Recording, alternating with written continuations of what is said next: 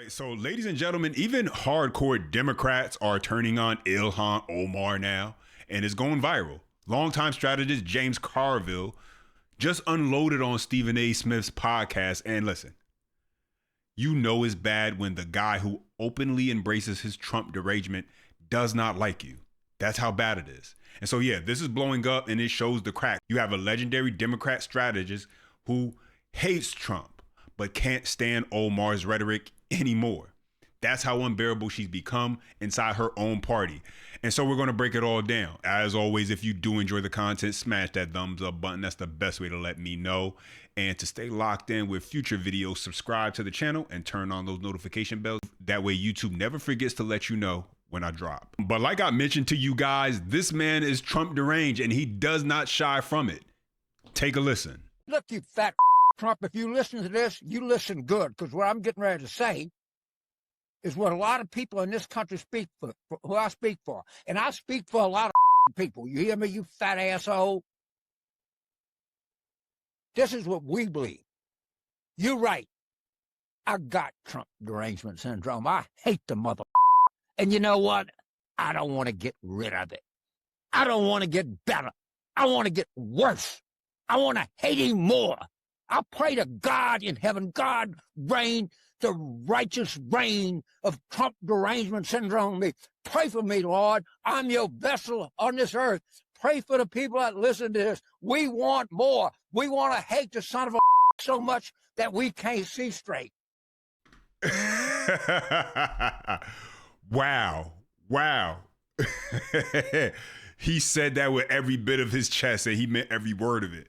James Carville, who, like I said, he wears his Trump hatred like a badge of honor and makes no secret about it. That's the guy who can't stand Omar. He's sick of her. That's how bad she is. Because of her party sabotage and the things that she says, particularly the nonstop attacks on white men, which makes absolutely no sense, especially when you consider the fact that, yeah, she's married to a white guy. And his business partner for the infamous Rose Lake Capital that helped the venture capital firm that went from a measly couple thousand to helping her skyrocket her net worth to roughly around 30 million. Yeah. Business partner is also white. And so she got all these things to say, and we're going to get into in a moment, about white men. But she'll lay down with them and she'll do business with them. But somehow they're the evil empire. I mean, just make it make sense. Please, just I ask for consistency, if anything. And we just don't see it from Omar. But nonetheless, check it out. I would say our country should be more fearful of white men across our country, because they are actually causing most of the deaths within this country. We should be profiling, monitoring, and creating policies to fight the radicalization of white men. And so the idea that this is a white nation that needs to be preserved is a fascinatingly disgusting view, because this country is one for the many. Lady, why don't you just get out the Democratic Party? Honestly, start your own movement. All right, let's do the simple math. And probably 69%, I don't know, we could call Jim Gerstein or Jeff Garrett.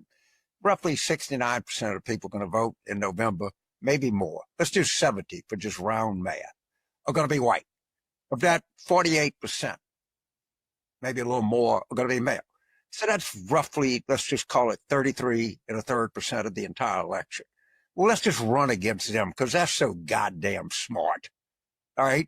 So now we're going to have a campaign by the progressive left against white men who vote about 1/3 of everybody that votes in an election. Why don't you, lady, start your own party? And then when it's over, if you want to caucus with the Democrats, fine. We agree with a lot of things that you do, but we don't believe we ought to be running against white men. In fact, we don't think we ought to be running against any gender, any ethnic group, any race, any religion, or anything else. Goddamn, these people are just helpless. They cannot be helped. There's nothing you can do to help them. They don't want to be helped. And if they had any guts, they'd start their own goddamn political party and get out of ours. I'm sorry. Carville is looking at this from a strategic perspective. If you're actually trying to win an election, I don't know how smart it is for your party to become known as the group that constantly points the finger and bashes one of the largest demographics in the country. It just doesn't make sense politically. That's exactly why you are seeing so many men leave the Democrat Party. White men trending more conservative, black men drifting away, Latino men shifting too. The party keeps laser focusing on identity politics instead of actual policies and solutions. At some point, men who care about results, who want to fix problems, not just virtue signal, get tired of the act, right? That is true. That's how someone like myself, even, who once upon a time ago voted Democrat, shifts and now supports Republicans in their policies. And listen, Carville's basically saying, stop handing Republicans free votes by alienating huge chunks of the electorate. It's not ideology, it's math.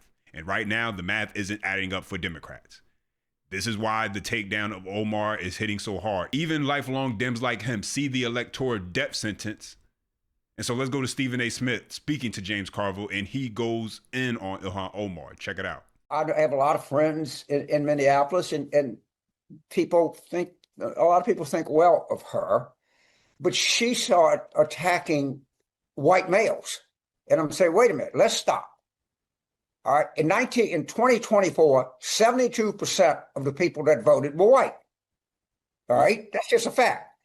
Of that 72, probably 48%, or 48 and a half were male. So it's somewhere around, I did the math on the thing, about 33% of the people that are going to vote are going to be white males. Well, it's stupid to attack 33% of the voters. Right. That's not, you don't want to start there. You know, what you try to do is you start and you build up. And so what I would say to Congressman Omar, why don't you be a Democratic Socialist of America? Do what AOC did. And so there you guys have it, ladies and gentlemen. This guy was the chief strategist, campaign manager for Bill Clinton. He also worked for other Democrats, John Kerry, Hillary Clinton. And so listen, this is not anything new from him. He's been sounding the horn for a while now about this sort of thing. And let's check this out. Back in 2023, he left Democrats on Bill Maher's podcast. I'm just going to read a bit of this. Longtime Democrat strategist James Carville mocked the far left wing of the Democrat Party as stupid and naive while appearing on Bill Maher's Club Random podcast. I find the left to be just annoying, Carville told Maher. The Western far left is habitually the most stupid and naive people you can imagine. They come up with these really goofy constructs, and it's all about feeling good about yourself. Yeah, and so this is incredibly telling about the Democrat Party and just how lost they are right now when you look at the faces that are representing the party, the most recognizable ones, the far left stars like an AOC, a Zoran Mamdani, Ilhan Omar, and even a Gavin Newsom who's desperately trying to cosplay as a moderate these days. But we got the receipts, Gavin. We know your radical past. It's clear the center has collapsed. And here's the kicker. When you have old school Dems like Carville are essentially saying the enemy of my enemy is still not my friend, even though they both hate Trump, that speaks volumes about how fractured and desperate the party has become. No shared vision at all. And once again, this is the guy who wears his hatred for Trump like a badge of honor. Here he is on Stephen A. Smith after Smith questioned him on that. But let's check it out. Do you believe there is such a thing on the left as Trump derangement syndrome, which is what the right accuses people of? Do you believe that exists? Can I say something to the people that accuse Democrats of having Trump derangement? No. I got it, and I got it bad, and I don't want to get better. I just want to get worse. Okay? You want to get worse, James? I don't think that I try to conjure up more distaste for him than I have when I wake up in the morning. It's really hard to do. But this is a condition that I'm not trying to get rid of. Why not? Make my disease worse. Why not? Why, James? Why do you want to make the disease worse? Trump derangement syndrome. Why do you want to make that worse? Because in my opinion, he doesn't like the United States. He doesn't like our laws. He doesn't like our allies. He doesn't like our treaties. He doesn't like the fact that we're an inclusive country that is built in a large part on immigration. I don't think I think he's politicized the Justice Department. I think they're making money hand over foot, like you couldn't believe. And I think the guy can't stand the country I love. And if you said, well, somebody's capital gains tax, or somebody doesn't think that we should have I don't know, affirmative action, like, I disagree with you, but I'm not going to tell you that I think you hate America. I think you got some bad priorities. I don't think Trump likes the United States. Okay. That is what I think. How do you feel about people who say the same thing about the left because of some of the stuff that we were seeing with woke culture, cancel culture, identity politics, etc.? What about that? Well, you're not going to find anybody more anti-cancel culture than James Carville. And I thought I was the first person to speak, a Democrat, to speak up of wokeness, and I was quickly corrected. It was my friend Al Sharpton. Yeah, and so you have James Carville, ladies and gentlemen, one of Trump's biggest haters. He can't stand Omar. He's calling her out for her far left attacks on white men, the mathematical insanity, the cultural insanity, warning about the electoral death sentence of alienating 33% of voters. This exposes the Democrat Party's deep fractures. Far left faces like AOC, Mamdani, Omar, and yeah, even Newsom, who's cosplaying as a moderate. They dominate while old school strategists scream, stop losing. Men are fleeing. White men, Black, Latino, because the party obsesses over identity politics instead of real solutions. But even with all of that, with the midterm coming up, history does not favor the Republican Party, ladies and gentlemen, because we know usually it flips in Congress based on the party holding the presidency. That's just how it's been going historically. And listen, let's be honest. When Congress has not been able to pass voter ID, when you look at the track record so far as what they have done to help push the things that Trump wants to get done, the track record is not looking too good when it comes to Congress specifically.